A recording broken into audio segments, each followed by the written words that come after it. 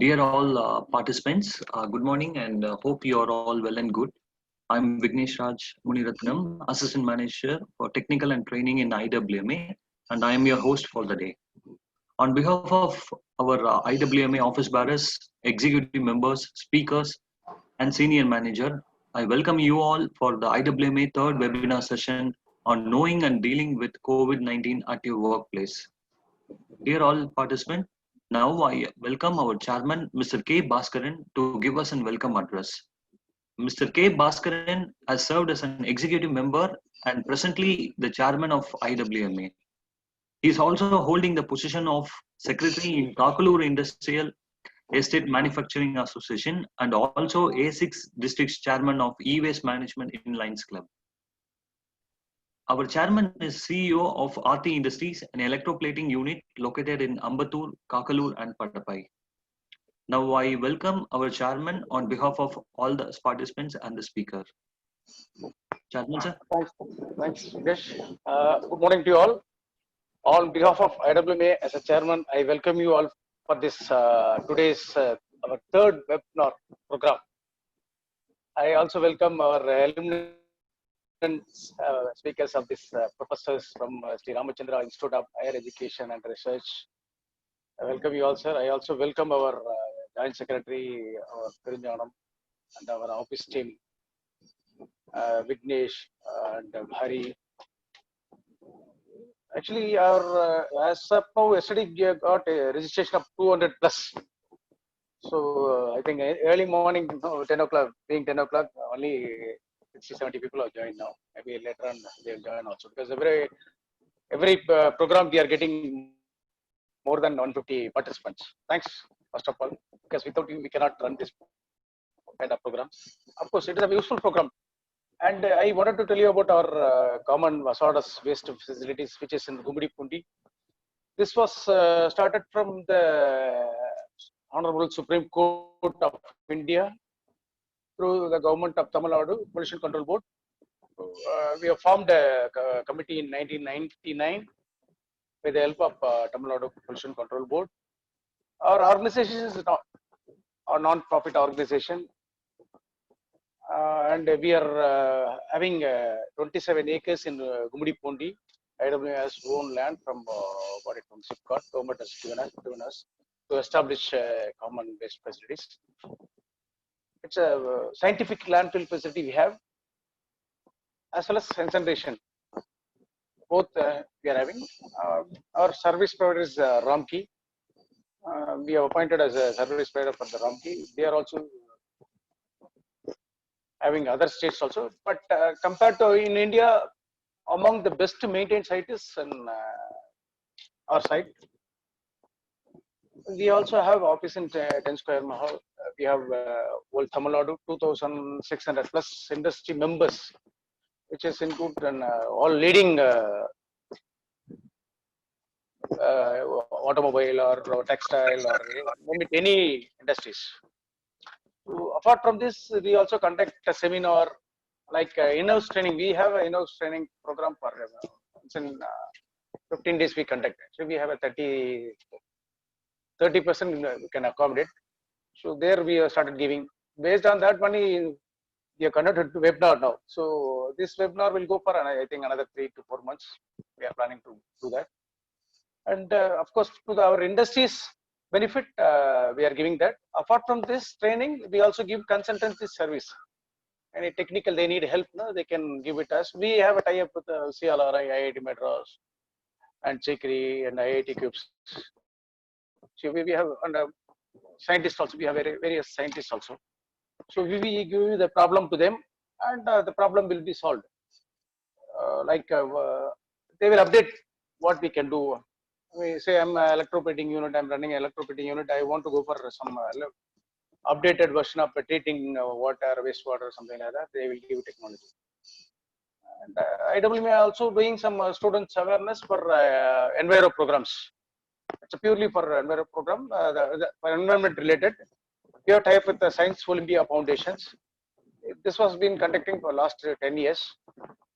And we have one more program called Young Environmental Scientist Award. with the help of IIT Madras, we have students from 8th to 12th in and around of Chennai. We are doing that. So we'll award them for any practical. They have to come and present there in the IIT Madras. So that is actually we are doing it for last 10 years. Last year we have gone to Coimbatore also with the help of PSG College. So last year we have gone there. We are planning to go to Madurai and all very shortly. So students are participating like see all the local area students, including Chennai corporation students. Every year they are getting some third, first prize. So that is the motto they are having actually. But apart from this, IIT Madras along with IIT Madras, we are doing some college engineering colleges. Last year we conducted 460 engineering colleges for carbon zero challenge competition. So it has gone to the prime minister level. So they got some awards also. Like that, we went to recently IWME and Sri Ramachandra University and Institute. We are planning to have industry academia meet. Like that, only we got second. This is our second program with Sri Ramachandra Ambedkar University. Thanks to Ramachandra Ambedkar College University, and we have program with Madurai Kamarajar University also recently. That is the course is going to complete 1 year diploma course in electroplating. IWME and Madurai Kamarajar University as special course we have developed, and 25% have joined, 25% has been already placed. So very good response, in fact. So I think end of this maybe because of this COVID only it has got delayed. So their students are going to place them. And apart from this programs wise, we have lined up with every 4 days. So we have called TNPSB officials. Next week they are given the date.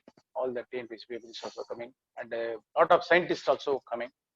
Every 4 days the program will be there. So please do join us and gain knowledge from them.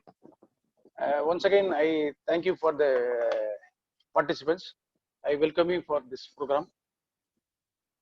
Thank you. Over to Vignesh. Thank you, sir. Thank you for welcoming our attendees, sir.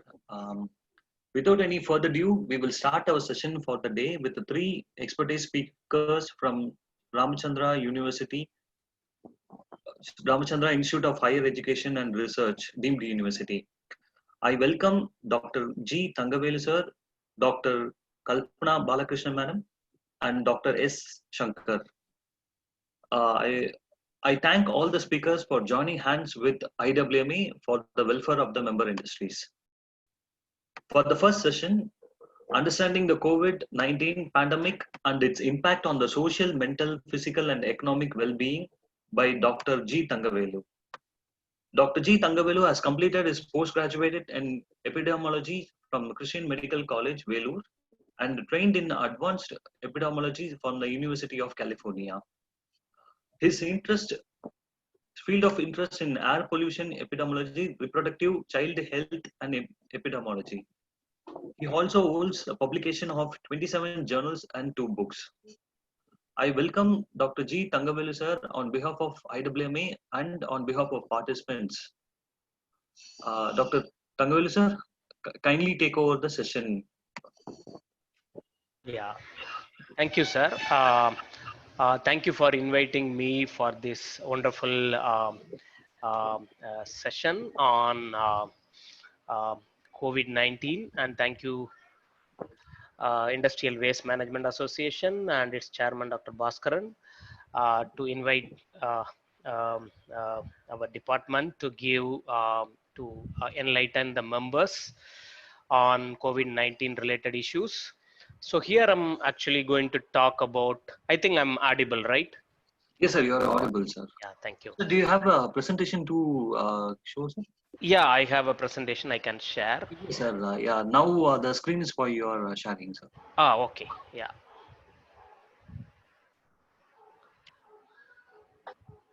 Can you all see the presentation? Not yet, sir. Okay. But the share button is in green, so should I press it?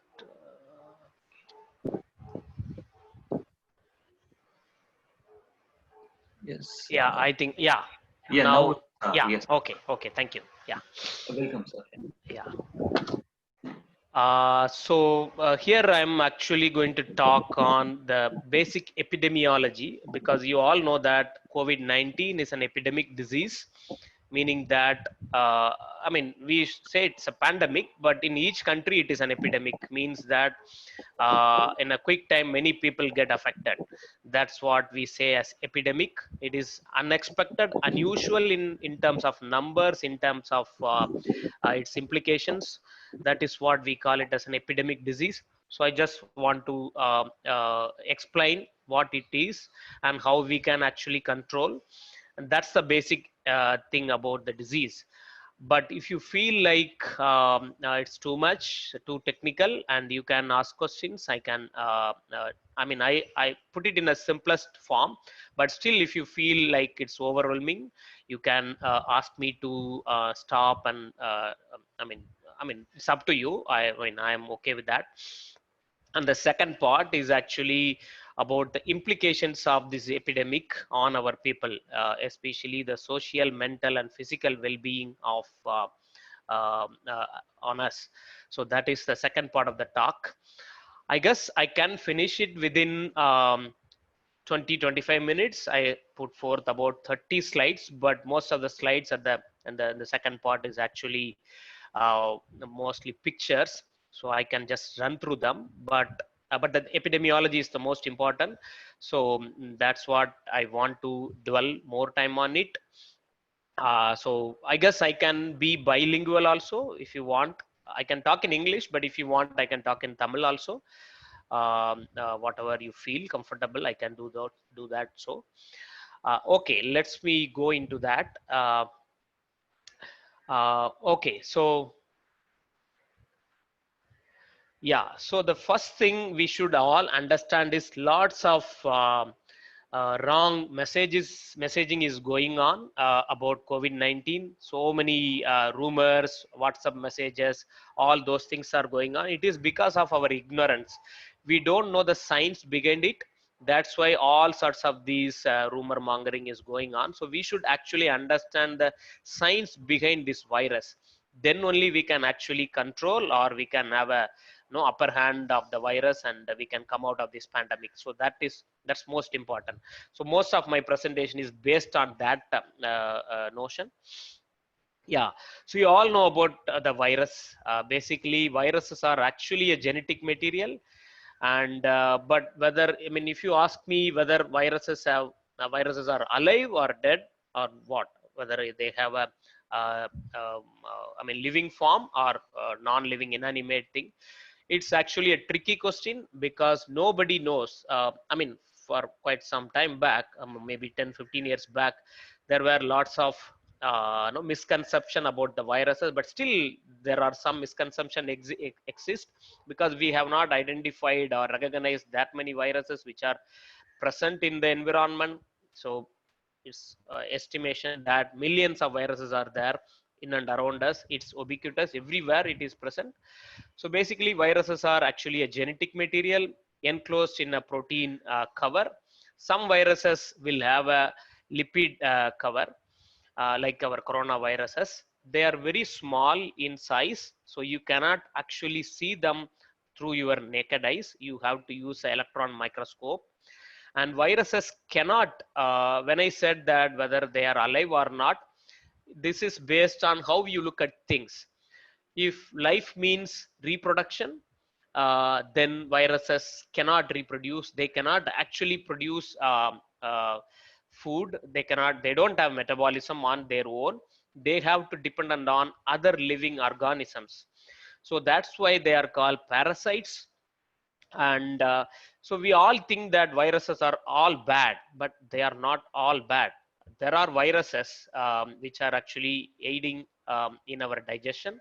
Like for example, when we eat lots of no cellulose, that is the material present in the vegetation, the plants. So in order to digest that cellulose, it's a hard material to digest. Viruses aid us.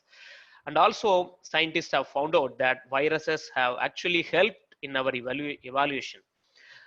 So evolution. basically. So viruses are actually older than us. It is believed that viruses would have emerged when the first life in our earth evolved. So viruses are as old as the first life in earth. So that means for millions of years humans were affected by viruses. So 10% of the viral genome is actually present in human genome. So this is the basic fact about the virus. So we don't need to worry about viruses will kill.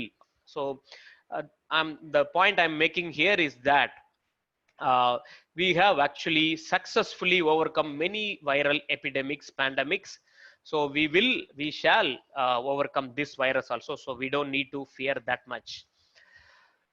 Uh, Let me come to coronaviruses. Coronaviruses, most of you know that it has a lipid outer cover on top of the protein envelope, and lots of protein spikes on the cover. Because of that, it gives an impression that it looks like a radiating sun. So in Latin, radiating sun means corona. So that's why these viruses are named corona. There are actually seven different types of coronaviruses affect human beings. There are several coronaviruses, but not all of them affect human. Only 7 subtypes.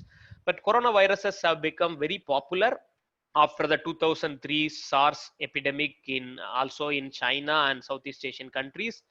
There was another epidemic called MERS, Middle East severe respiratory syndrome, which is also on by coronaviruses, and now we have COVID-19. So since this coronavirus is almost similar to the coronavirus which produced the first SARS, so this virus is named as SARS-CoV-2. The disease which caused by this virus is called coronavirus disease 2019. This is so important why we have named COVID-19. Still people are calling it as Chinese virus, Wuhan virus. There is a famous politician in US who calls still as Chinese virus, but it's actually ethically wrong. Just like when you say Madrasai, the name gives a bad impression on Chennai. So we should not name any virus or any disease based on the location. Like the Spanish flu, the name given to Spanish flu is also wrong, but these were all given long back, so we didn't change. But as per the WHO, World Health Organization policy, no virus, no disease should be named from the origin, from the place where it originated. So this is the most basic thing. Okay, so how does it spread? This you all know. Primarily it spread from droplet, means person to person. If somebody speaks, coughs, or sings or whatever, so if that person is infected, then the droplet will fall on the person who is opposite to that person, if that person does not follow the guideline of keeping 6 feet away from the infected person. But we don't actually know who are all infected. You and I may be infected, so we need to actually keep the 6 feet distance with each and every one. That is the most important. Sometimes indirectly also it can spread. Indirectly means that not through the droplet directly, but the droplets might be placed on the object which are near to the infected person.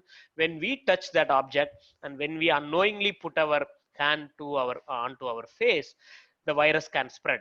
So these are all two modes of transmission. One is the direct transmission, the second is the indirect transmission. But you should also know that it doesn't spread through air.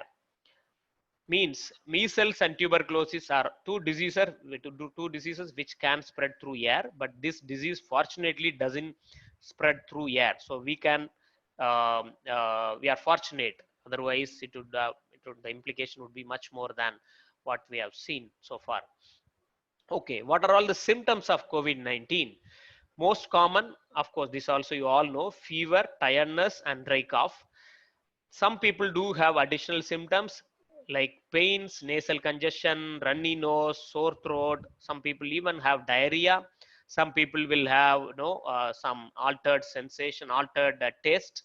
All these things are not that common, but almost all the symptoms are mild, self-limiting, which means whether you take medicine or not, within 1 week, most of the symptoms will go away for most people.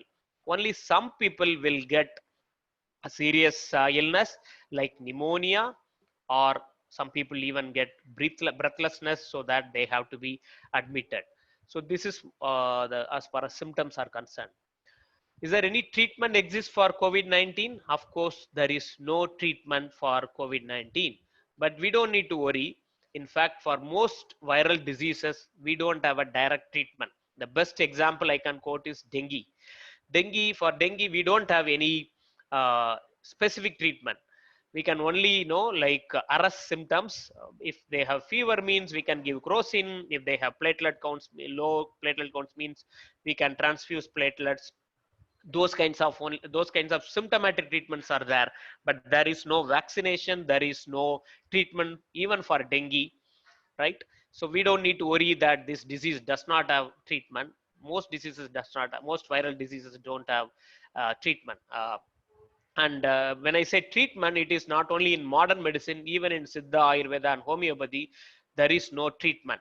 So in the name of treatment, many people are actually minting money. So that's wrong, actually. That is unethical. Um, uh, we also should know that when I said most people get mild symptoms, so it will go away. So this is the most important hallmark of the disease. Only a small proportion, I can say like 5% get a severe infection. They may end up pneumonia or breathlessness. These people are basically elderly, aged above 65 years. That too, even among the elderly, only people with no uncontrolled diabetes, no cancer, people taking cancer treatment, people taking treatment for uncontrolled hypertension, high blood pressure. Those are the people who are actually vulnerable, not the common individual like people who are less than 50 years old or 60 years old without any underlying disease. So this is most important. This can actually help us in overcome the disease that we will see in the later slide. Children do get infected, but the serious infection is very, very low among children. Even in the children who died in Tamil Nadu, they had some underlying problem, like some children had some kind of like heart problems and those things. Usually children are well tolerated, and they don't actually transmit the virus as like the adult. So this is so important, because influenza is another type of virus which causes the common cold and fever that primarily infect children. From children only it actually spreads. But this coronavirus is completely different from influenza virus, which doesn't affect children and which doesn't transmit through children. But of course there are exceptions, but majority of these things are like. So when I say this coronavirus produce only mild symptoms, mild infection, it means it lacks virulence. Virulence means that the ability of the virus to produce a serious infection, serious disease in people. But whether it means good for us, of course, but at the same time, this virus is highly contagious. Compared to influenza viruses, it can spread to many people in quick time if there is no control measures are in place. So this is that we have to make it in a point. If you see this slide, this was a study which was done in China when 50 or 60,000 people were infected in early February. So Chinese have done lots of studies, and they have said that the mortality rate, the death rate among the infected is very high when the person is 80 plus years old. If you see this graph, you can actually see if there are 180 plus year old people are infected with the virus, only 15% would die. That means remaining 85% of the old people can actually overcome the virus. That's important.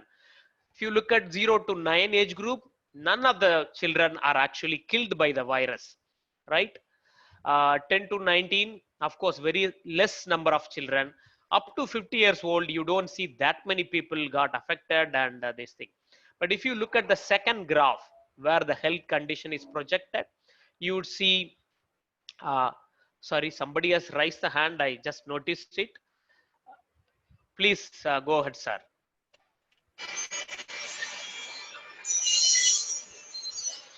Sir, question and answer will be later on, sir. Once you finish the question Sorry. program. Hello.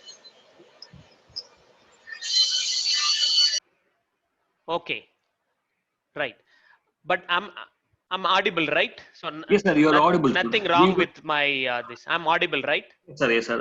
At last, we will pack all the questions together and we will host Hello. the question. Yes, sir. Can you all hear me? Yes, sir. Yes, Okay. sir. Okay. Thank you. Everything is audible, Because sir. okay. Okay. Okay. Yeah. Naveen. Sir, Q&A session will be at last, sir. Okay. So, Okay. Okay. No. No. My colleague Dr. Naveen has oh, raised okay, hand. okay. Maybe he wanted to convey something. I don't know. That's why. Okay, sir. Okay, sir. Yeah. Naveen. Can we have the question and answer session at the end of this, or you want to say something else? Okay, let me move on. So if you look at the second graph, which says that people with existing diseases will die rather than people who are normal. So if there is no existing disease condition among the infected people, the death rate is very, very, very minimal. So that is also an important aspect that we should actually have it in our mind. Okay, so when the disease, this is just little more than the influenza disease. So why should we worry? Of course, influenza infection comes every year to us, and some people die, some people get serious infection. Majority of us get a simple cold and cough, and this coronavirus infection is also just like that. Maybe little more than the influenza virus. Why should we actually worry about coronavirus? Why the countries are actually locking down? That's the question everybody has. That is because this virus is actually very new, brand new virus. So our body does not have any immunity against it. When I say immunity, I mean the first line defense will be there, but the specific immunity, we call it as antibodies. We don't have, our bodies don't produce, cannot produce antibodies as soon as and when the virus enters our body. It has to take some time. So by the time, the sick people will die, and the virus spread like a wildfire, as you are all noticing it. Last week it was only 50,000. Now we have already crossed 70,000. So it just spread like a wildfire. So it's just like a compound interest, we all know. So initially, when we put the money in the bank, the interest, if it is 10 percentage, if you put 100 rupees, the next year it will become 110, the next year it will become 111, something like that. But after 6 or 7 years, you would see the corpus money increases exponential in manner.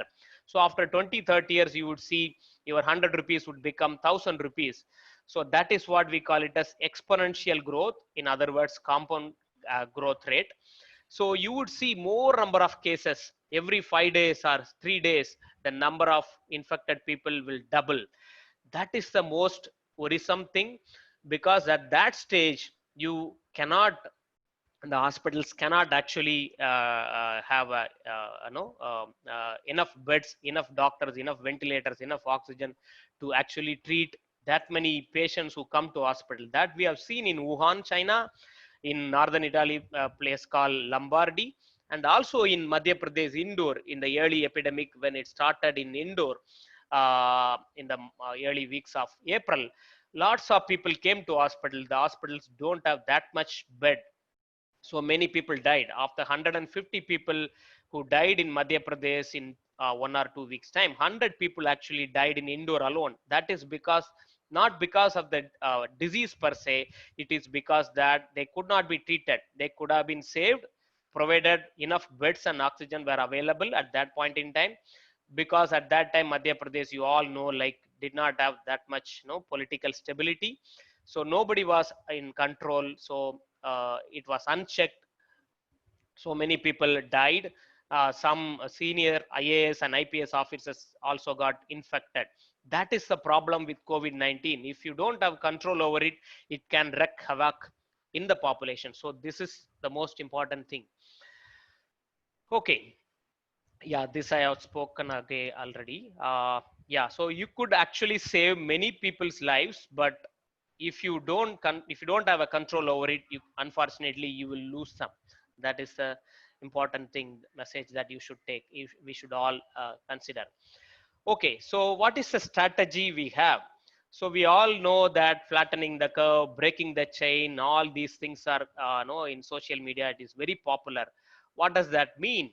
Actually, in any pandemic or epidemic, the initially the disease will start spread like wildfire, exponential growth. You can see in this graph, the purple color one, the first one, that curve, you can see it increases exponentially, and then at one stage it will start decreasing this with the same speed with which it started. So that we call it as, this will happen even without a medication, even without any vaccination. It is because when a new virus comes into the population, nobody has the immunity, which I told already. So everybody is susceptible. All the people, if there are 1,000 people in the village, all 1,000 are susceptible. So everyone, most of us would catch. But once it catches 600 or 700 people, after that, the disease does not have that many people to catch, only another 400. But it's all based on the probability, the chances of everyone will get affected. So since only 40 more people, 40% more people are to be affected, the virus will start reducing its speed. It will keep on infecting people, but the speed will be greatly reduced, and you will see the number of new infections will come down drastically. You would have seen that in Kerala, but not because of that factor, because they were able to control. But in the flattening the curve, what we do, we reduce the number of people in contact with the virus. How do we do? uh, there is a factor, we call it as um, or not, which is called the basic reproduction number. Every virus has a reproduction number. So if no control measures are in place, everyone will start catching the disease. So this virus has a reproduction number of 2.5. That means every infected person will infect another 2.5%. Otherwise, I would say, if 100 people are there, infected people are there, they would infect 250 more people. So that 250 will increase another, I mean, multiplied by 250, like that it will go. That's why it is exponential. There are three factors which actually determine the infectiousness or the speed of transmission. The first two are actually viral property, like how infectious is the virus. This virus is highly contagious, highly infectious, unlike the influenza virus, which is not that contagious. So it can infect many more people in quick time. And how many days the infected person can be contagious, that is a second factor. So this virus has a 5 to 14 days of infectiousness period. That means if an infected person is there, he can transmit the virus for 5 to 14 days in time. It is a range that some people would transmit only for 5 days, some would do it for 14 days, like that. So the duration and the infectiousness of the virus is non-modifiable unless you have a vaccine or medicine. But there is a third factor which says that how many people will be in contact with the infected person. That is where we can actually play a role. So if you can reduce the number of people, number of susceptible individual who is in contact with the infected person, then you can actually reduce the speed of the spread of the virus. So this is where the social distancing, I would say it's physical distancing, hand washing, wearing a facial mask, all those will come into play. And of course, we have lockdown. Because of lockdown, not many people are out there in the street, in the workplaces. So the number of people who are in touch with the infected person is very, very low. Even if you can reduce 50% of the contact, you can reduce the speed of the transmission. That is what happening. So the sarcastic people in us might say that even though with the lockdown, still people are out there in the street, but it is not usual. It is still only 50 or 30% of the people. So that's why we are able to control. Right. So this is the way it spread from, if you can control the number of people, contact person between an infected person and a susceptible person, then the disease spread is very low. But if you increase, if there is no control measures, there is no physical distancing, hand washing, facial mask, then it can spread more than 2 or 3%. So that 3% will spread it to another 9%, from 9 to 9, like that. So it can go. So the lockdown achieves that. Lockdown means that by lockdown, what we do is actually we are reducing the speed of the transmission. We are actually not eradicating the virus. The virus is still out there waiting for the opportunity. So once the lockdown is completely lifted, the virus will come back and affect most of us. That is what we should be concerned about it. Okay. Right. So lockdown, you cannot keep the lockdown for a sustainable longer period. It is not sustainable because the collateral damage that we have been already experiencing is too much. So we cannot have the lockdown for a extended period. And the other thing is COVID-19 has not actually spread to many underdeveloped districts in India, especially if you go to the north, northeastern and eastern parts of India. Many districts are unaffected. Even in Tamil Nadu, just 1 week or 10 days back, most of the underdeveloped districts like Kallakurichi, Ramanathapuram, Dharmaburi, Krishnagiri, Ariyalur, Perambalur were not affected. It is because of the hotspot in Coimbatore. Now we are all seeing that many cases. So it takes time to spread to these kinds of underdeveloped districts. So once that spread to those districts, we will see more number of cases. So, but at the same time, we cannot have the lockdown in place. So what should we do? What is a solution in place? There is a solution. Of course, this is very natural, not a strategy. That is called herd immunity. What we call as herd immunity is that basically I said, in any disease which spread like a wildfire exponentially, at one stage it will stop spreading, it will come down. So that we call it as herd immunity. Means that if 60% of the people for this virus, but for measles it is 80 to 90%. So if 60% of the population got infected, either through natural infection or through vaccination, so the disease will not spread like a wildfire. So we can actually control the spread of the disease.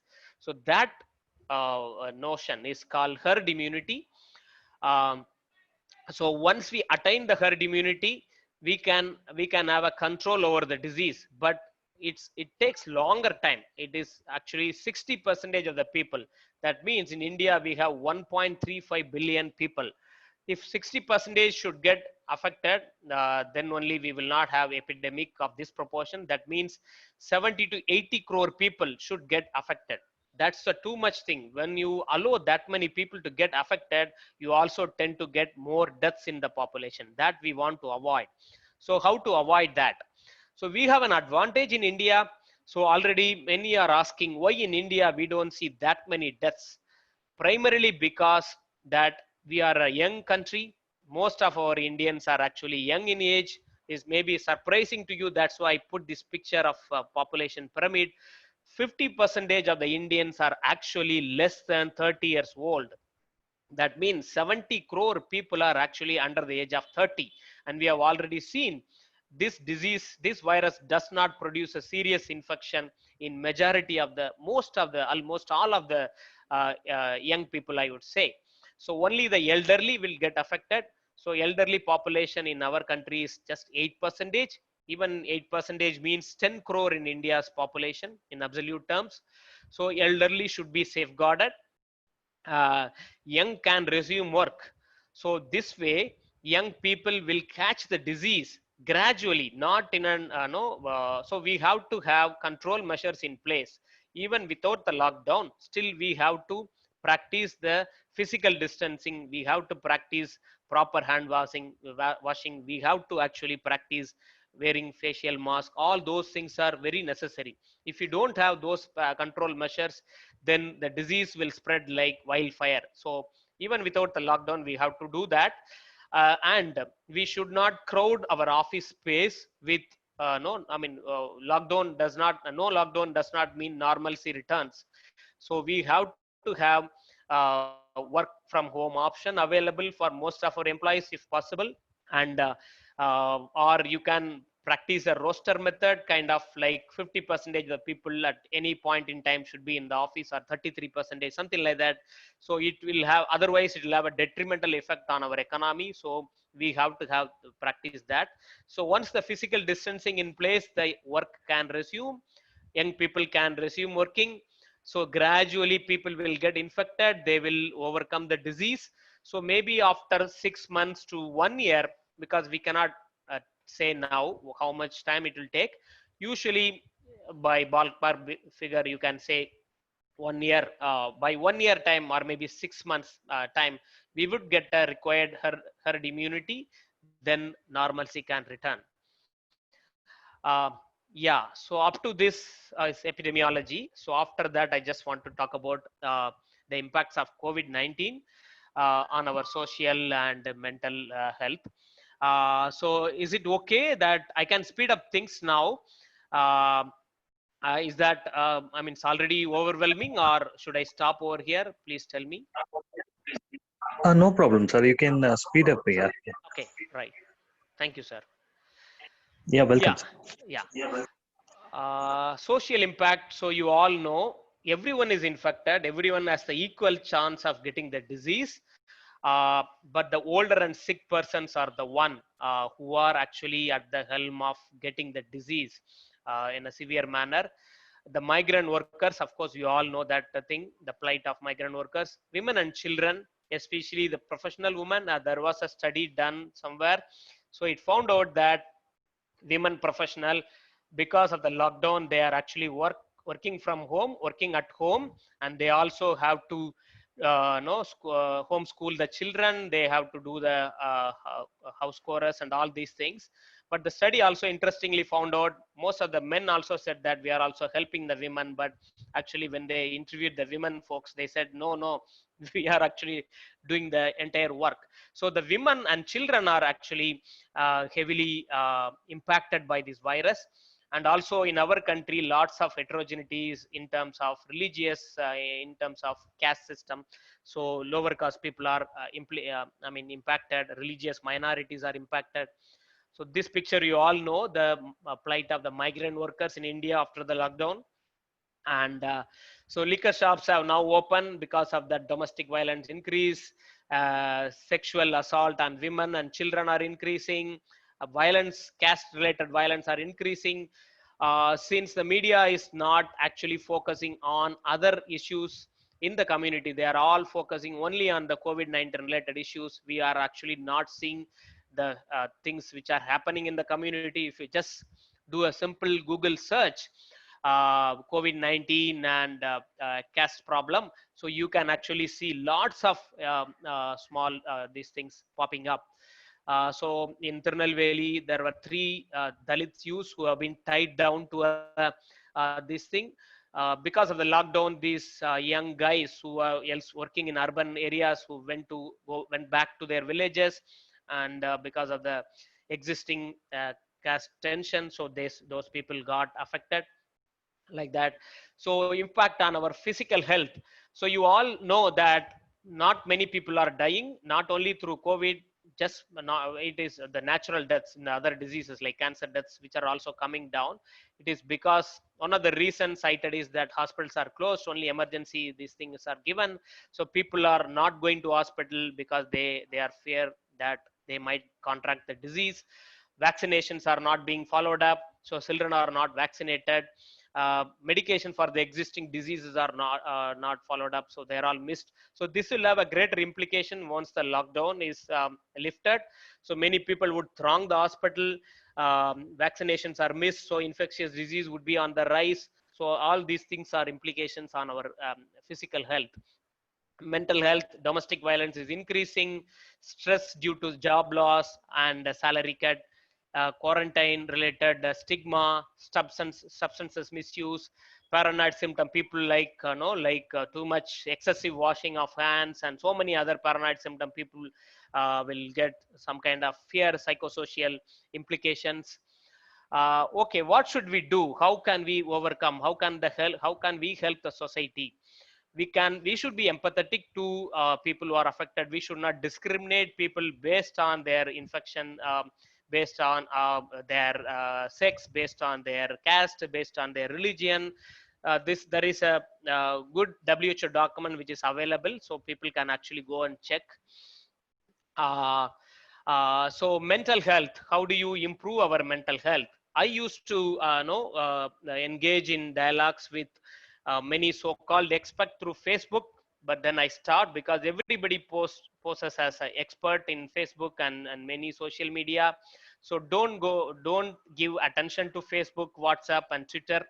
So focus on your work. Don't believe in rumors. Don't forward any WhatsApp messages. These are all not mine. These are all WHO document which says, of course, everyone will agree with that. So you can actually focus on something which is productive. That's what we do. And children do get stressed. So children do get lots of home assignments, virtual classroom, all those things. So how to do that? So you have to engage children with various different activities, make them learn new skills.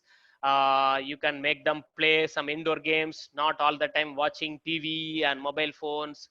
You should also play with them, so overcome the stress imposed by this thing. You can have dinner over Motamadi, like we had Motamadi dinner during our the last week Paurnami.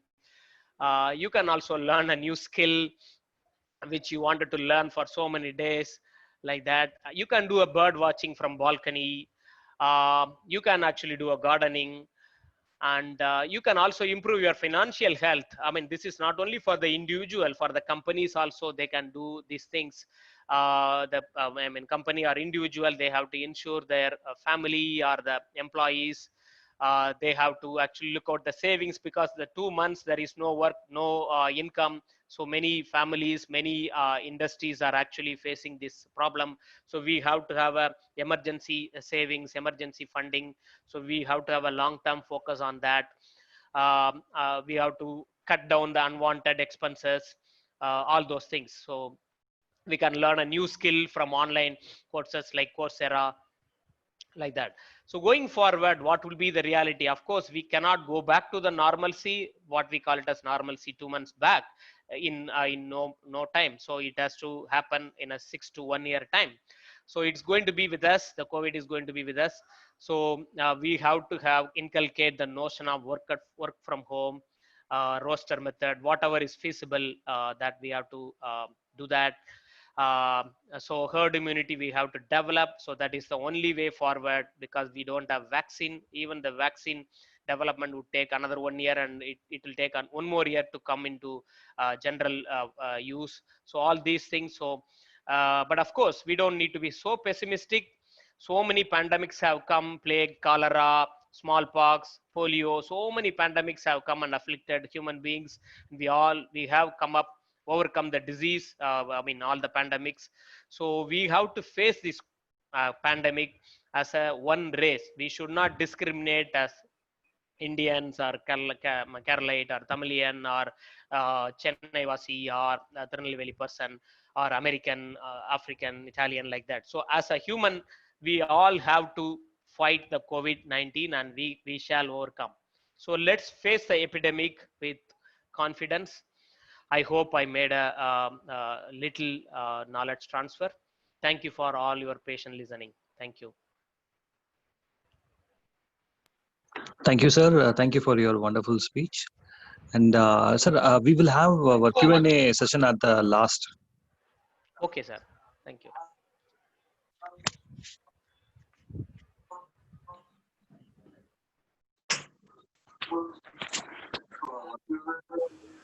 Session at the last. Now we will enter to the second session of our day by Dr. Kalpana Balakrishnan, madam. Dr. Kalpana Balakrishnan, madam, has obtained her undergraduate degree from All India Institute of Medical Science in New Delhi, and subsequently her doctorate and postdoctoral training at Johns Hopkins University, USA. She has contributed to several national and international technical assessment concerned with air quality, including global burdens of disease and comparatively risk assessment. The World Health Organization Air Quality Guidance and Indian State Level Burdens of Disease Initiative. She is also a fellow of National Academy of Medical Science, India. She is currently serves as a member of National Steering Committee of air pollution related issues for health effects for the Ministry of Government of India, and the Indian Council for Medical Research lead National Task Force for Assessment of Impact, an initiative to promote the clean household energy. Dr. Kalpana Balakrishnan ma'am is the director of World Health Organization Collaboration Center for Occupational and Health Safety. Is in Sri Ramachandra University, Center for Advanced Research on Air Quality, Climate Change. It's a department of Environmental Health Engineering, Faculty of Public Health of Ramachandra Institute of Higher Education and Research, Porur. On behalf of IWMA OBs and EZ members and on behalf of participants, I welcome you for taking over the session, madam. Thank you indeed. Am I audible?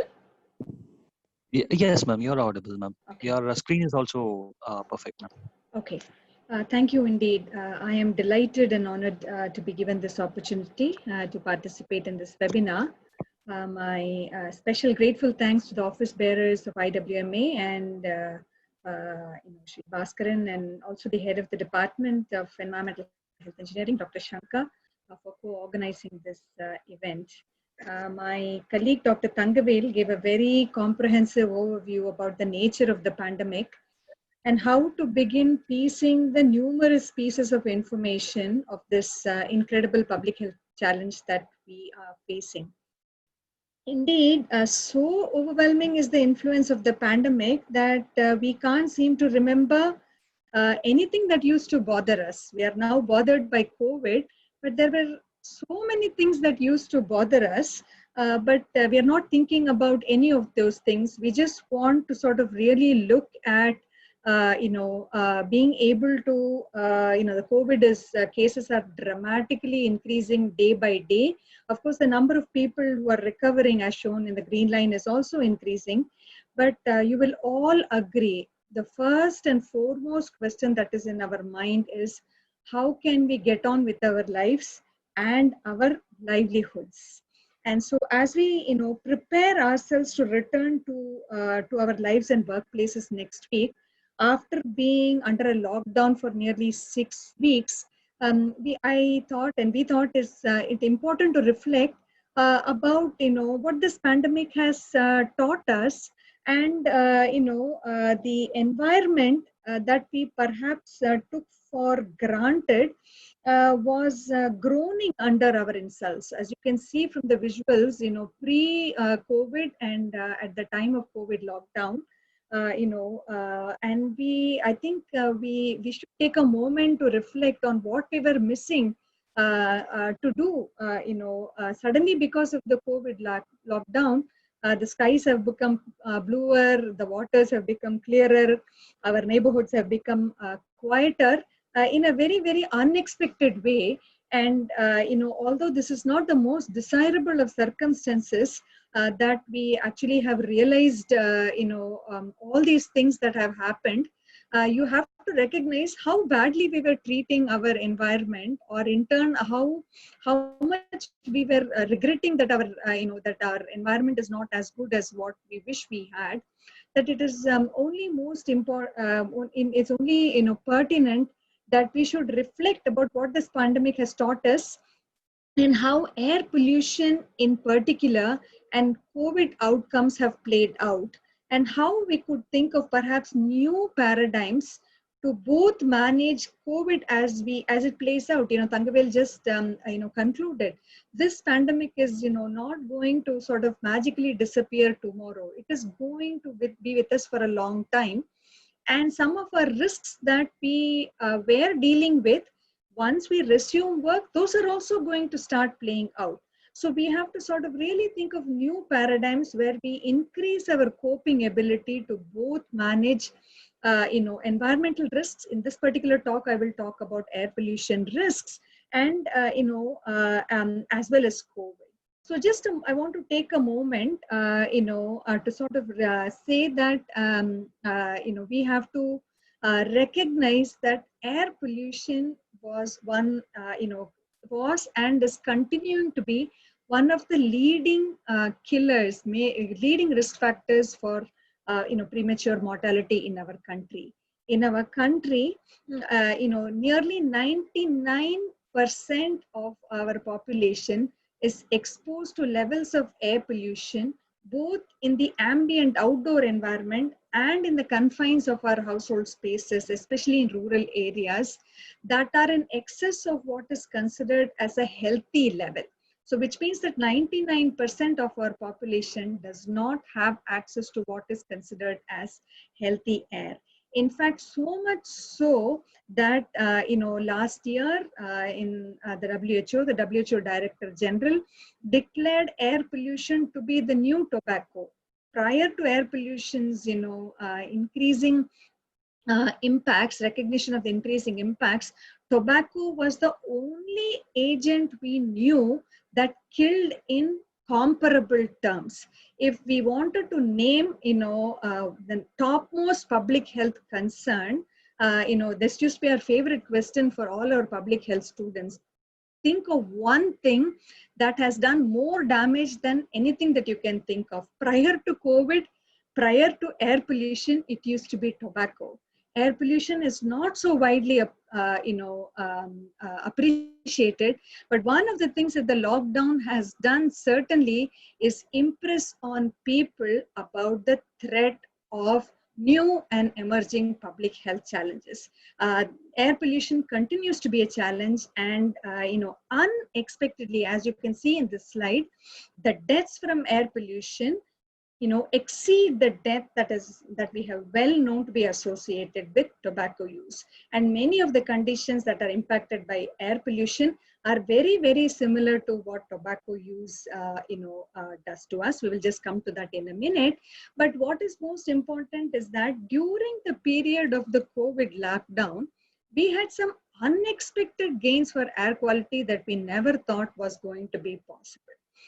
Shown here is a map of India, where you can see the 231 real-time air pollution monitoring stations that are managed by the Central Pollution Control Board, and the code of the air quality index. Air quality index is basically a composite code for all air pollutants, particulate matter, oxides of nitrogen, oxides of sulfur, and many other compounds that are regulated under the National Ambient Air Quality Standards. And the codes for these stations are, are also shown in the right panel, in the bottom panel. Except for 3 stations, the air quality index is good to excellent throughout India during the period of the lockdown. And this is unprecedented. Over the last 10 years almost, the norm is what is shown on the top right panel. Red, severe to extreme, very severe, is the norm for most of the air quality stations. But suddenly, we have, transformed, ourselves from being in the red to being in the green. So it is only logical to ask the question, especially because, COVID is it is wrong to say that COVID is not an airborne disease. It is airborne in the sense of inhalation is the primary route of exposure. But when we talk about air pollution, what we think about is, being transmitted through the air through long distances. Fortunately for us, COVID is not something that is transmitted through the air over long distances. But yet, in the face of air pollution, 2 things come to mind. A lot of, air pollution was the biggest, public health concern, although not as widely perceived prior to COVID-19. And given that India has some of the worst exposures to particulate matter, fine particulate matter, and with some, as I mentioned, some 99% of the population exposed to concentrations of air pollution that is greater than the WHO guideline value of about 10 micrograms per meter cube, what does this mean? Thangavel briefly mentioned that it is not airborne.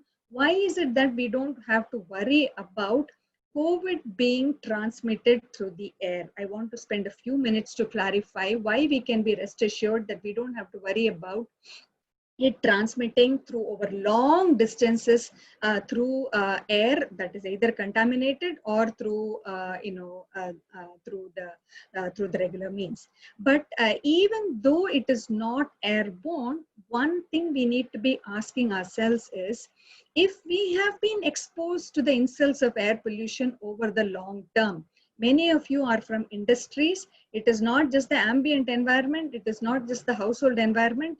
You are exposed to air pollution in the workplace also.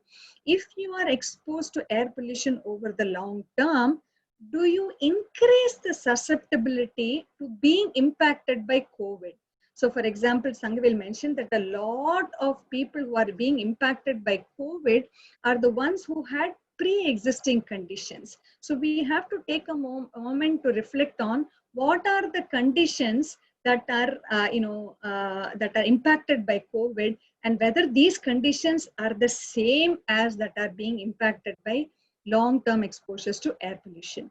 And I want to conclude with what are the main concerns for workers and workplaces that we should be sort of really addressing this. And Dr. Shankar, who will follow me, will talk some more about specific guidelines for workers and workplaces. So the first question I want to ask is there evidence for co-transmission? That means that air pollutants and the COVID virus getting transmitted together. And one thing that we have to recognize is the role of the size of the of the pollutant of interest. If it is air pollutants, what size fraction is it normally occur in? And if it is viruses or other kind of biological agents, what size fraction does that transmission occur? Fortunately for us, as I will explain in a moment, in air pollution, size really matters. Most of the reason why we have to be worried about air pollution as something that is health damaging is because all the combustion particles, the organic compounds, the metals that are emitted from our industries, from our vehicular exhaust, from our waste burning, not the kinds of the good waste management sites that IWMA operates, but many of our waste management sites are not operated very well.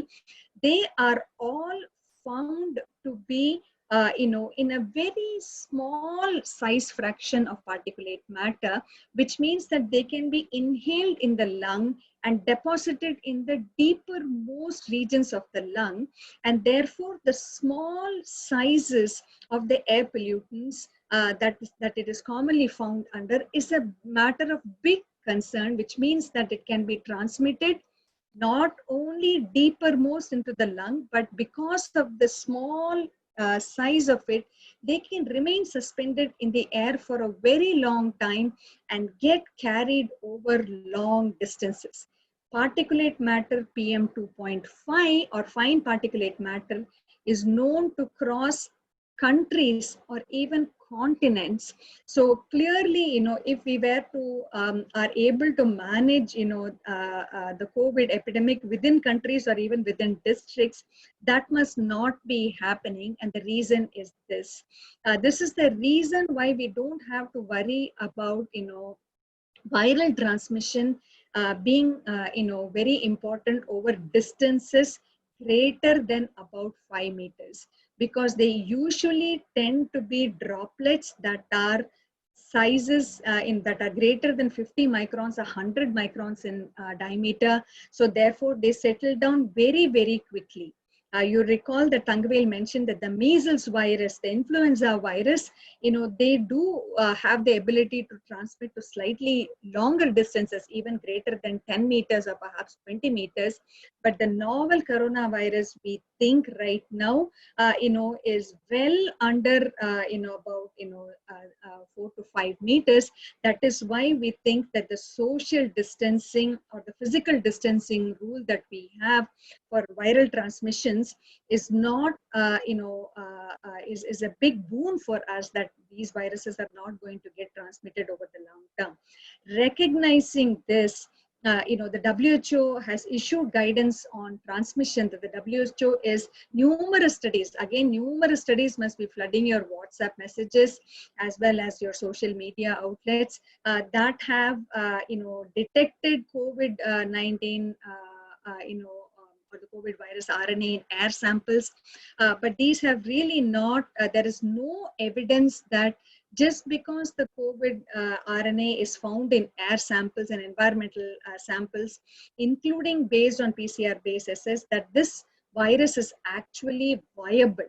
This virus is actually capable of, producing a disease. So based on the available evidence, I want to reassure this audience that we don't have to be worried about transmission of the COVID virus through, through the air over distances beyond droplet transmission. So looking at droplet and contact precautions universally should protect us against the virus transmission. So this is the good news. But the next part that we have to worry about is, okay, we don't have to be worried about the viruses being transmitted over long distance, similar to how air pollutants might be carried.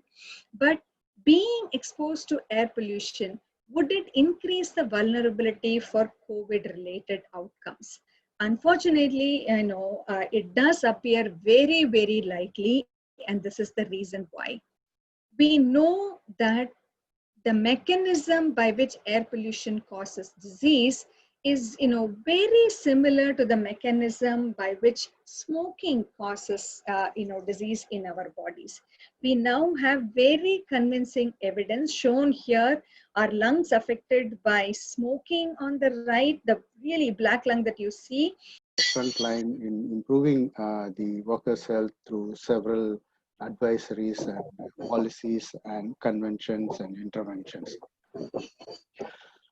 So today even we are seeing that the workers not only are affected because of the occupational environment, but also even in the current situation, we have put ourselves into social pressures, economic pressures, and individual pressures, and also society pressures. So the health cannot be affected only by the occupation, but there are several other environments we have to look into. In aspects of that, we can little bit touch about how we can move forward in protecting ourselves from the COVID exposures, COVID-19 exposure. The traditional way of industrial hygiene talks about how can we go about controlling an offense. But that's only the primary step is the hazard recognition process. So we have to clearly identify when we go back, when we resume the industrial activities, so the employees has to be working in a healthy condition. So we have to categorize the risk based on the severity of the exposures or the symptoms or by the job process or by any other means. So this is a OSHA, the Occupational Health and Safety Administration, has recommended this tiered approach, categorizing the employees with a very high risk or medium risk and low risk, depending on the remote work or frequent contact or with different high risk job professions to enable ourselves to categorize those employees or the process and then deal them separately in a way that we could handle safely. We don't need to do a risk assessment in the current context. Now we are going in the reverse engineering. So by this time, in 3 months' time, we have plenty of research work, guidance documents from UN agencies are available to go back and make ourselves implementing a very efficient and very cost-effective interventions. We should understand this is a very basic concepts in industrial hygiene, that the source path, identifying the source, pathway, and the receptor. So many of us know the source. What is the source of infection? We know that infected people, contaminated surfaces. It could be porous or non-porous, or any other kind of machineries or materials that can be having viral load on the surfaces. Okay, they are there, no issues, but how do they reach the people? That's through the pathways, right? One is either by touching them and then putting our hands to the mouth, eyes, or nose. That's one other. Either it could be air, but yes, we have Dr. Tangwell has clearly mentioned it is not airborne, but it is carried through the droplets in the air. So the droplets is one of the source. And another issue is that the susceptibility of the people, which Dr. Kalpana and Dr. Tangwell has clearly mentioned about it. The way the germs interact with underlying health conditions. So let's keep this in mind and attack at each of the area in a way that we could make it possible. So there are already some established and guidelines which I'm going to share with you. It's not something newly invented, but it's something that we have. It is available in the public domain, and I'm making it more visible to more audience so that we can practice this very efficiently. So what is that transmission? This is more related to the behavioral aspect as well. So where it can be controlled easily by the changing our human behaviors, we could be substantially or significantly able to control these infections. So let's look at some way. So here.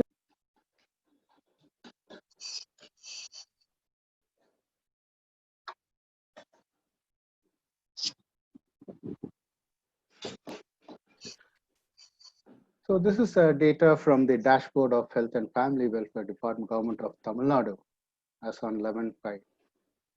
So in identifying the hazards, let us understand what is the current situation in Tamil Nadu.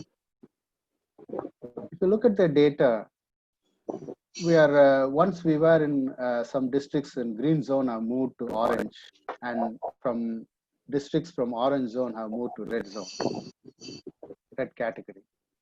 Look at the day-wise positive cases. We have never seen yet a downslope, or we have never seen the curve to flatten, as Dr. Tangwell mentioned. Look at the graph here. Still, everything is on the rise. The second figure, comparison of COVID-19 cases in Tamil Nadu by their outcome, active cases, discharge, deaths, and also positive cases. Everything is going up. It is still not flattened, right?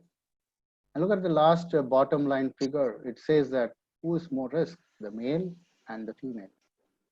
By gender, male are reported to have more deaths compared to females. So out of this slide, we get a clear message that we are not yet there in controlling or minimizing the infection as well. So it's just, here comes the responsibility on us, even though at the time that we are going to relax the lockdown period, still while the curve has not flattened, what's going to be our responsibility as a society, or what's going to be the responsibility on the industries when they are going to resume the job or manufacture?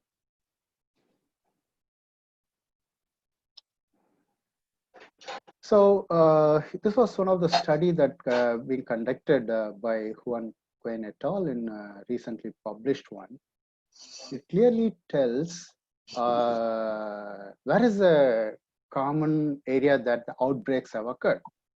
It's very clear that the majority of the infections have outbreaks have come through the family members, relatives, societal contacts, and multiple relationships. Okay, and look by the sectors. Which sector is going to be contributing to the outbreak? The first is going to be the home. Second, the transport sector. Then the next comes the restaurants. And next comes the enterprises, shopping, and miscellaneous.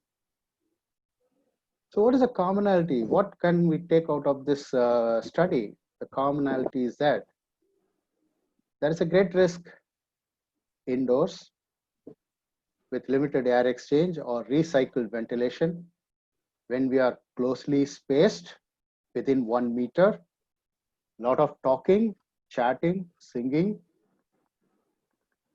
home, workplace, public transportation, social gathering, and restaurants. These are the places and these are the activities that are going to still be contributing much contributing much through the infections. Yeah. So in terms of the successful infection, here is the formula, right? Exposure to virus and the duration of exposure or the time. When I mean exposure to virus, it also means the viral load.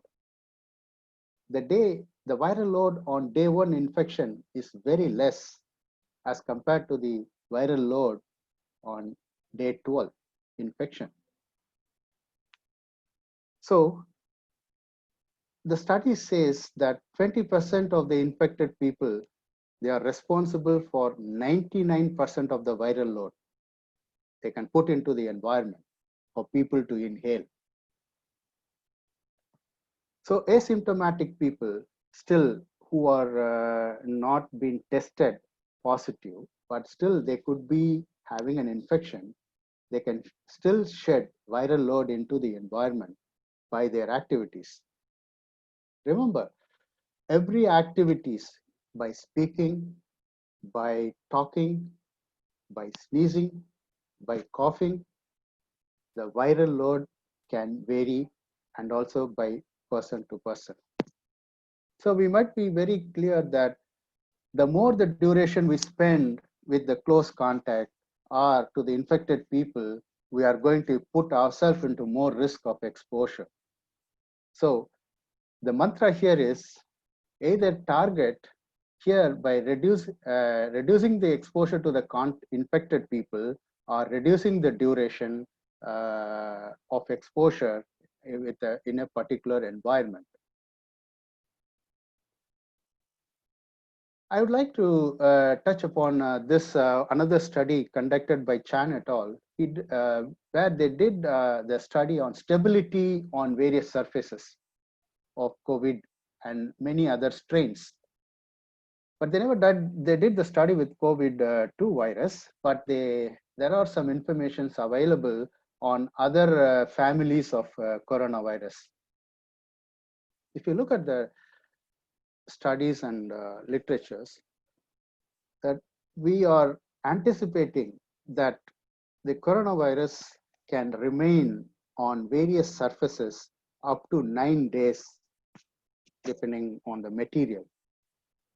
For example, a coronavirus can stay up to 4 hours on cardboards, on a fabrics up to 2 to 12 hours, and on steel, it can stay up to 72 hours plus, 72 to 96 hours. And on wood, it can stay up to 4 days. Even on plastics, up to 6 days. Even on aluminum, up to 8 days. 2 to 8 hours. So it's very clear that the coronavirus can be very stable on smooth surfaces for long duration compared to rough surfaces. So we must be very cautious when dealing with, because this today we might be handling a lot of household utensils. We are buying groceries, we are buying vegetables, we are putting those into vegetables and groceries into the utensils. And if we are not washing those properly, it can stay up to days and it can still be having the potential of infecting the household members. One clear study, there are studies that very clearly indicating that higher temperatures up to 30 or 40 degrees reduces the persistence of the highly pathogenic virus like MERS, coronavirus, or mouse hepatitis virus, or transmissible gastroenteritis virus. Many other viruses are not stable over above 40 degrees centigrade or so. Okay, this is the catchy thing for us to disinfect or clean the virus, which I'm going to talk later. Yeah, this is the temperature effect is going to be very helpful in sanitizing or washing the clothes or at different temperatures. Dr. Thangvel also mentioned about this is as a lipid envelope.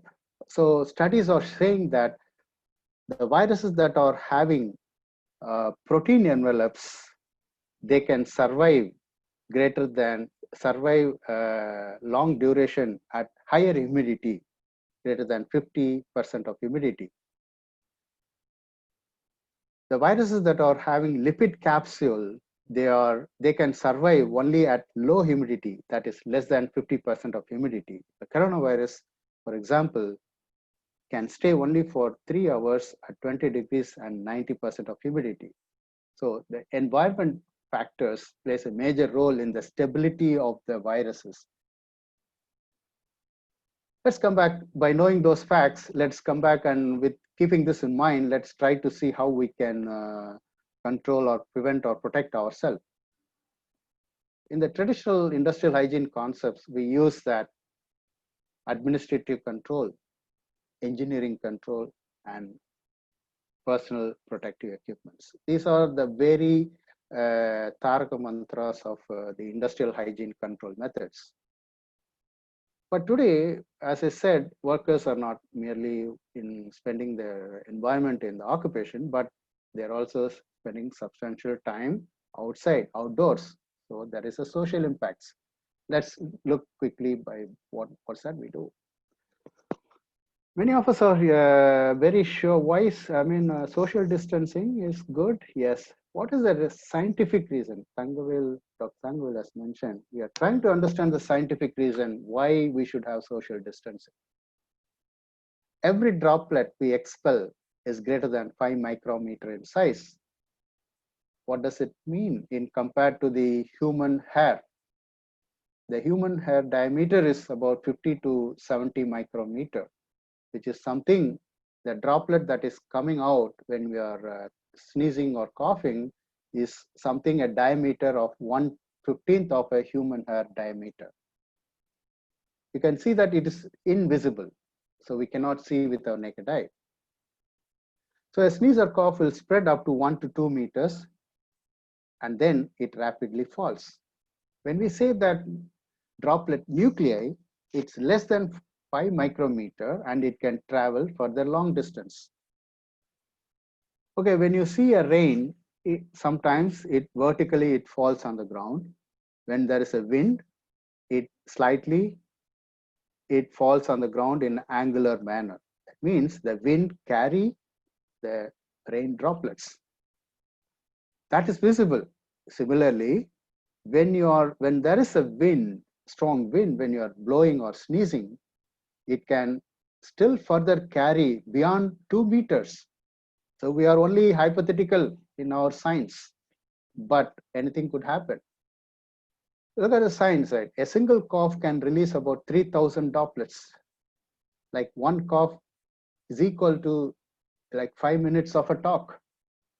So we cannot keep talking too much in a close distance. We have to avoid that, because the more, look at the exposure mantra I said, the viral load and the duration of exposure. So as long as possible, try to minimize talking and minimize the duration of exposure. A single sneeze, like 40,000 droplets, a single breath can release 50 to 500 droplets. So as I said, a highly infected person may shed like 200 millions of virus particle into the air. That's why we always say that social distancing is very good and simple and intervention that we could reduce the exposures. But one caveat is there, that it can work only outdoors. It cannot work indoors. I'll come back to this later. Even in social distancing is followed indoors, it's not going to be highly helpful when you are closing the doors and windows with limited ventilation and recirculated air conditioning environment. The concentrations are going to build up. So social distancing is not going to be very helpful in the indoor environment, but it very well suits for the outdoor environment. So respirators, mask, coughing and sneezing under the elbow can prevent the infection. This is very important message that we should take out of the slide. So when we are going to resume our manufacturing process, one should clearly understand or assess the risk, which I talked about in the first slide. How many employees are going to work? How much is going to be the airflow? Is it recirculated ventilation? How long the employee will be there in the environment? Do the employee need to stay there for long duration? Is there a face-to-face meeting? Or it is an open floor plan or a closed floor plan? All this has to be evaluated and apply the appropriate strategy for minimizing the exposures. In indoors, even a 2-meter spacing is worse, and it is considered as a high risk. In an air-conditioned environment, you are going to have a distant, people sitting in alternate chairs. It's not going to be helpful. So here you assess the people volume and the airflow. This is a very important thing. Good, of course, natural ventilation helps. We'll talk about that in later. Many of us Dr. Kalpana Balakrishnan and Dr. Sangwil has mentioned about this. What is the administrative control?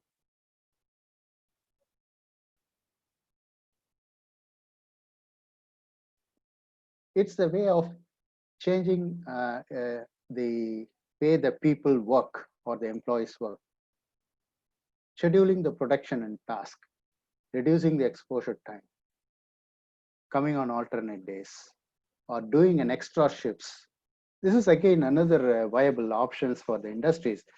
If you are going to reduce the employees, can you meet the productivity targets? Yes, we cannot meet, very sure, but there's an opportunity for us to work extra shift. But then again, we have to look at the cost effectiveness, because you're going to have power generation and other aspects have to be looked into. So there should be a clear written operating procedures while at work. So while coming to the work, what kind of work clothing, what kind of sanitizing methods that employee should undergo, how should be working with the machines while going home, what are the procedures, or is the employee going to take the risk to home? So what kind of work clothes and how to deal with the work clothes, laundering at the industry. So there are several ways that we should have a clear written operating procedures, alarms, signs and warnings, so that people keep them aware of it. So today we have been used to a very traditional practice. It's very hard in 1 month time to change our lifestyle. or 2 months is even not sufficient. 3 months is still not sufficient to change our lifestyle.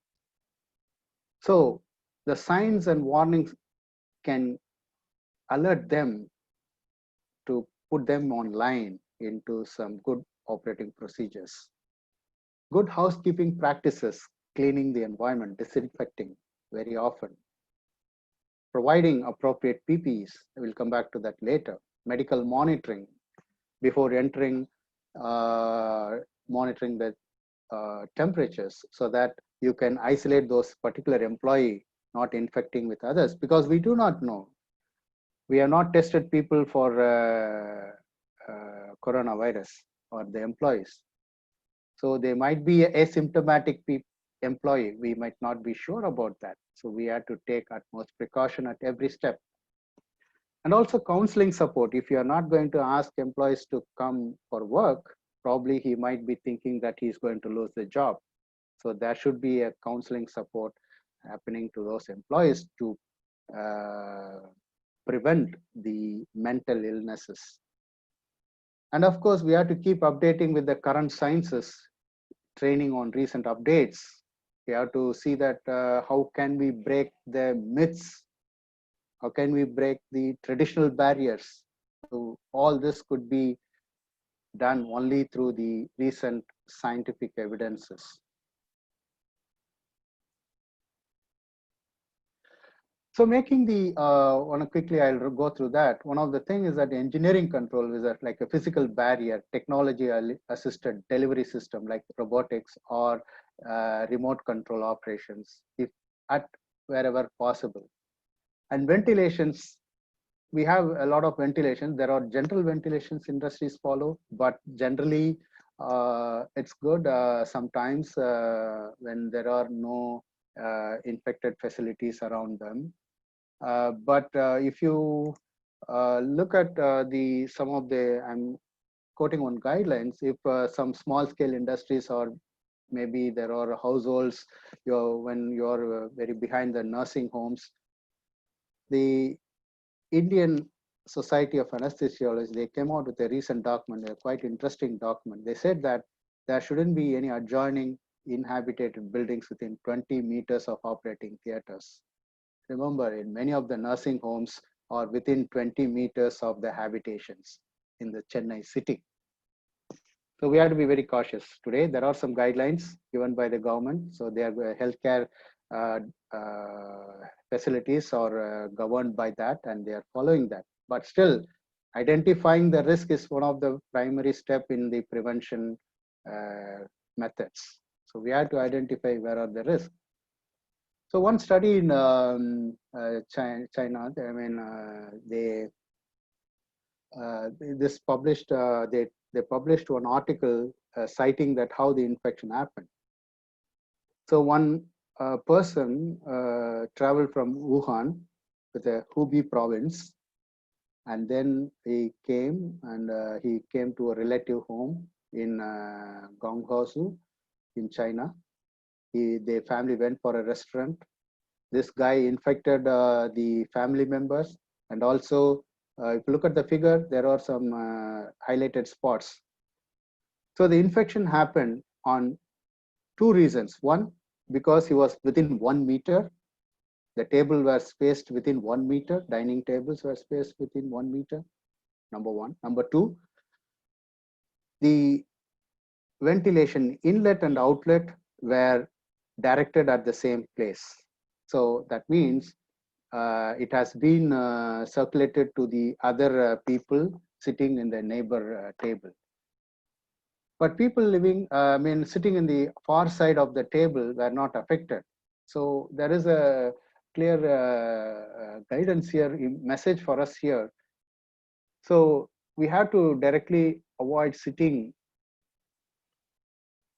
very close to the inlet or return supply air system, so that at least these can create a draft and still spread the droplets if you are infected or asymptomatic to a further larger distance. So engineering controls, certainly if in industry and healthcare facilities, we have to have at least greater than 12 air exchange. This can be similarly followed in industries, but it's very cost effective. But however, we have to ensure that such kind of air exchange will provide a safe dilution of particle loads in the air. If the filtration system is very efficient by removing 90% of the particles before entering to the ventilation system, that's well and good. That's going to be very effective ventilation. So in industries, spacing in the canteens must be taken with caution given these considerations. When we are affected with the coronavirus, we might be generating a lot of waste.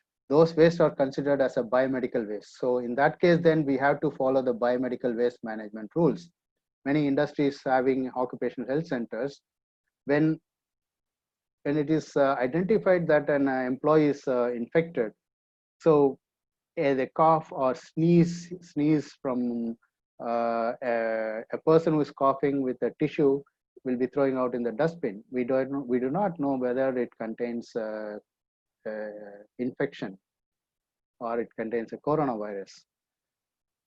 So considering that we should not dispose in the municipal waste. So you see that when it goes, the rat pickers handles those things and then they infect and they come back and infect the people. Again, this is going to be a vicious cycle. So we have to be very cautious in dealing with such types of waste arising from the patients or infected employees. So the guideline says that the waste has to be collected in the yellow bags and be handing over to the urban local bodies or the common biomedical waste treatment facility. So some of the industries would be already having a tie-up with a common biomedical waste treatment facility. They can hand it over to them. The next aspect coming to the environment is the cleaning and disinfectants. The very common method is the chlorine-based disinfection has been very effective.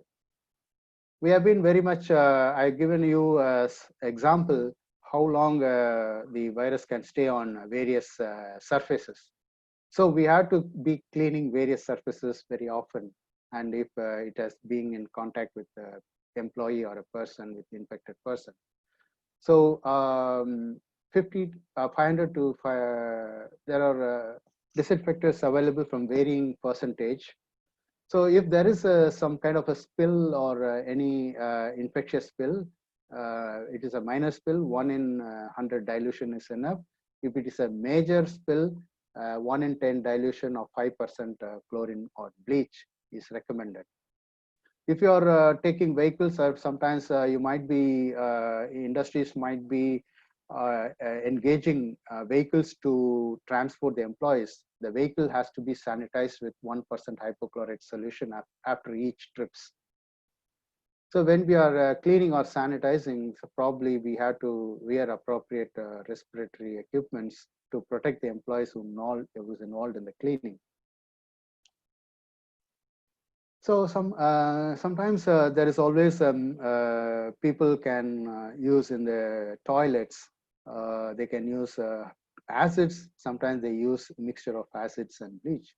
Remember, we should not mix both acids and bleach when we are cleaning up the toilets in industries or at home either. So it releases, so when we mix both acids, they release chlorine, which is a strong lung irritant, which Dr. Kalpana Balakrishnan mentioned about how they can enter into the lungs. So let's not avoid mixing with. So here is a clear guideline on from the WHO to prepare dilution using a liquid bleach or dilution, preparing a dilution based on the powder or making a dilution based on the liquid solution or a concentrated solution. So I'm not going to read this. This is very much available in the public domain. This is a document which can be downloaded, which gives a clear formula for dilution to use for the industrial or even for the domestic use. So one aspect everybody was mentioning about cleaning the hands. when should we clean our hands?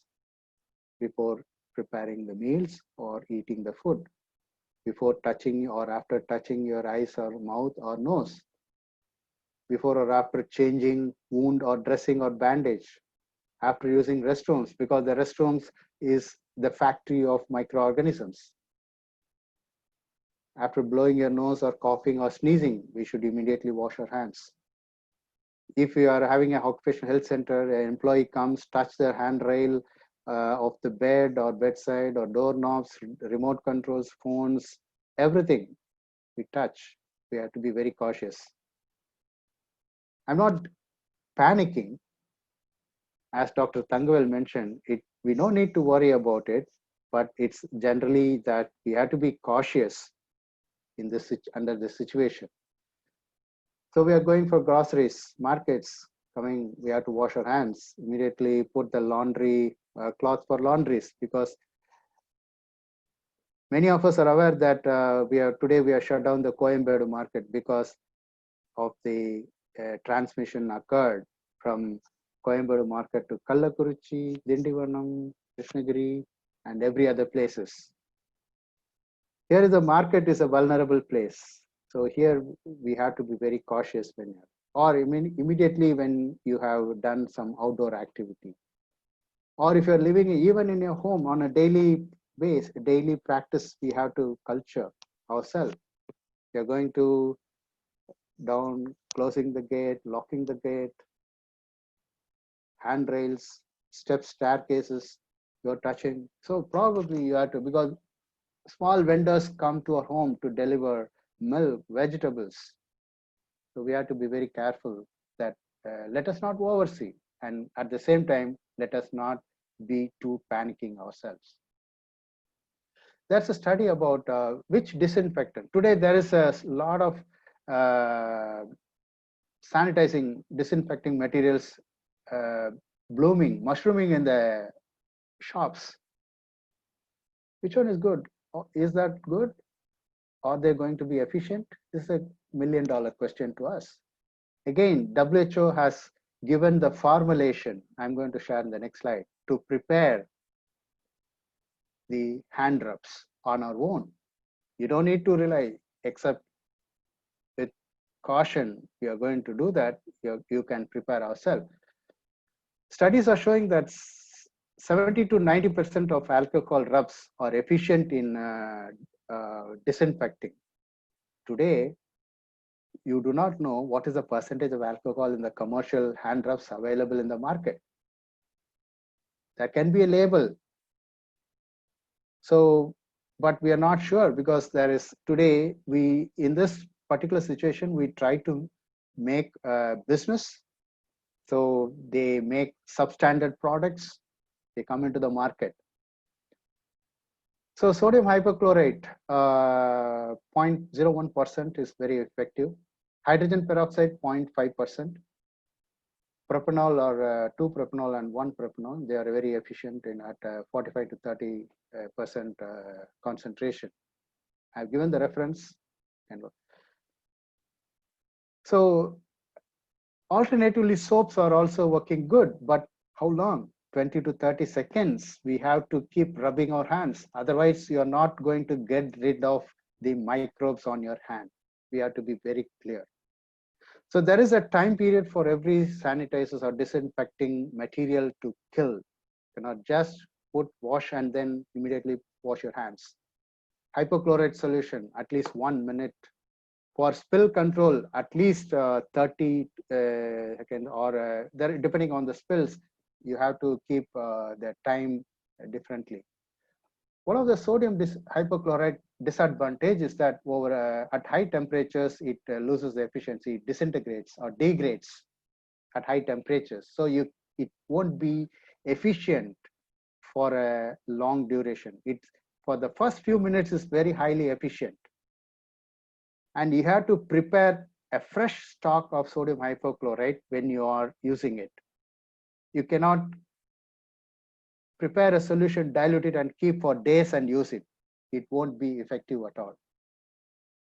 Here is the guideline document which talks about preparing. There are 2 formulations using a combination of ethanol, glycerol, hydrogen peroxide, and sterile water or boiled water, isopropanol, glycerol, and hydrogen peroxide. We should understand why the scientific rationale of using this combination. Sometimes if you are using more of alcohol rubs, your skin gets dry and it is vulnerable for skin diseases. So they add certain percent of glycerol so that it keeps the moisture of the skin intact. Hydrogen peroxide, they're added to increase the stability or the shelf life of the hand rubs to kill some of the fungi or other microbes. So here's one interesting article was published. People were using alcohol gel in a healthcare facility, and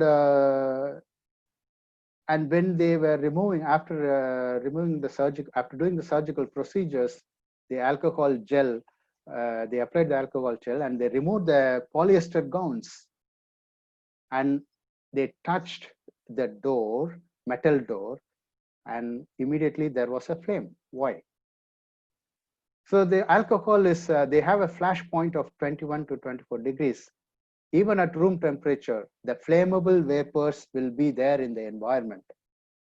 If there is any static charge, when the healthcare professionals removed the plastic or the polyester gown overalls, there was a static charge built up when they were removing the polyester gowns. So the flash point, the flammable vapors are there. There is a static charge.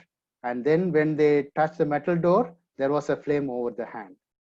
So we have to be very cautious and we have to ensure that the hand rubs, the alcohols are completely evaporated before doing any other job. Respiratory protections is the final stage of our protection, but however, today we have to make sure that N95 respirators are very recommended for the healthcare professionals, but it creates some kind of a breathing resistance among employees. So we have to use some powered air purifying respirators wherever possible. So there are some guidelines for disposing or replacing the respirators, like hygiene compromised.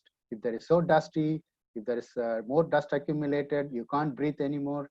If there are physical damage, or if it is too wet or moisture is accumulated, so you cannot use that respirator anymore. So N95 need not be used by all the employees, but if you are having other exposures like dust exposures in the workplace, you may have to use the N95 respirators. It can prevent both from COVID exposures as well as from the dust exposures. But it cannot prevent from vapors and solvents exposure, right? Okay. What is that for the community? An employee, if you're going in a society and going out, a normal handkerchief is required. But does mean not a single layer, at least 2 to 3 layers of cloth is required. So you can always reuse this homemade mask, or this is a homemade mask, right? Dupatta or a kerchief, handkerchief, and so forth. Again, you cannot do it like you have to separately handle this handkerchief. You have to put it in the ordinary bleach or sodium hypochlorite solution 1%, and then use the detergents. There is a simple way that there is a recommendations of using the homemade mask. Today I see in the market, just nose and mouth are closed. It is very, very unprotective. I would say that sometimes people make money out of this crisis. There is like if you are talking about at least there should be a 7 inch of depth of the respirators covering from nose, mouth to the chin.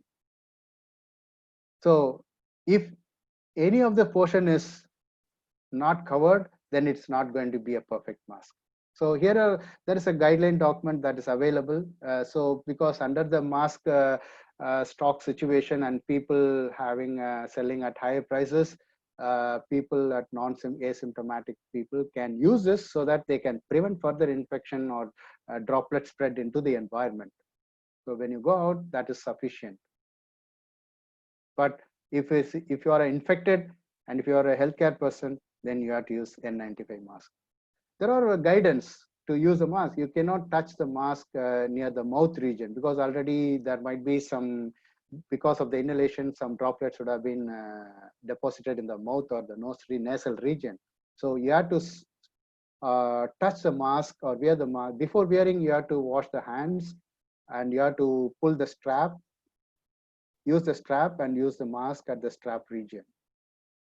Okay, dispose this as a hazardous waste if you are an infected person according to the biomedical waste guidelines, or else if you are a non-symptomatic, hypochlorite solution on the detergent cleaning is sufficient. Everybody cannot wear a mask or a respirator. Take advice of the clinicians or the physicians. If you are having pre-history of respiratory diseases, it will add resistance in breathing and you will be put into a lot of trouble. If you are having other medical conditions like heart rate variability or mental disorders or use of medication, that can influence the respiratory health. This again, you have to be. So before wearing, consult a physician. If you are maybe for an industry, they will be having a medical officer. The medical officer can give a fitness for the employees to wear the respirators. So we have to be cautious about training, inspection and use, maintenance, cleaning, and all about, so that also ensure that there is a tightness. Here are the cleaning procedures. Again, there is a document provided, and there are washing cloths. There is some guideline. Coming back to here, do's and don'ts. The last few slides, I would like to say that greet in a traditional way rather than handshake or hugging.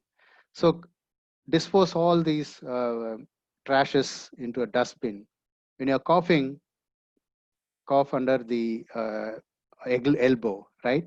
Take nutritious meal. Sometimes people think that garlic, everything helps and they take garlic alone. That's not going to help. That's going to be more toxic. So eat meals or nutrition in a normal way and keep washing your hands, the handrails, all the surfaces that you keep washing. To an extent, try to use the hand elbow. Elbow tap can be fixed in the industry so that employees need not touch the taps. If any infected person or sneeze, any employee sneeze and then put the hand on the tap, then it is going to be infecting others. Let's not avoid close contact, spitting into the public place, avoid, very important thing, avoid self medication, because few fatal fatality has been reported when some of the people were taking self medication, and especially when they were having heart diseases and so. So yellow color bag is provided.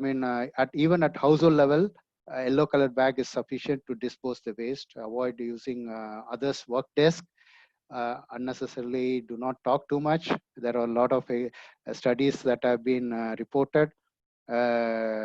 Talking too much, you are going to shed more droplets. Avoid restaurants and public transportation for time being, not for all the time, but for the time being, to protect ourselves. Okay, that's from the employed side. Identify the occupational, non-occupational risk. Identifying co-exposures, which Dr. Kalpana mentioned. There could be some additional, like even particulate exposures or other solvents exposure. Classify the risk. Identify and isolate the sick employees. Prepare and implement infection prevention measures. Develop work flexibilities. Implement workplace control measures. Provide travel advisories. Create awareness about the myths, because as Thangavel mentioned about it very clearly, let us not go with the myths. Let's go with the science and the facts. My last slide. Let's prepare for a long-time lifestyle change. It's not, as Dr. Kalpana mentioned, that it's not going to be eradicated tomorrow. It's going to be few months by the time coronavirus people get herd immunity. We have to prepare for us for a long-term life change. So fighting COVID, it's not a one-man responsibility. It is a shared responsibility, as Kalpana said. Employer, employee, children, a family member or family head, as a group, as a society as a whole, we have a whole responsibility in controlling this. Thank you very much for your patience.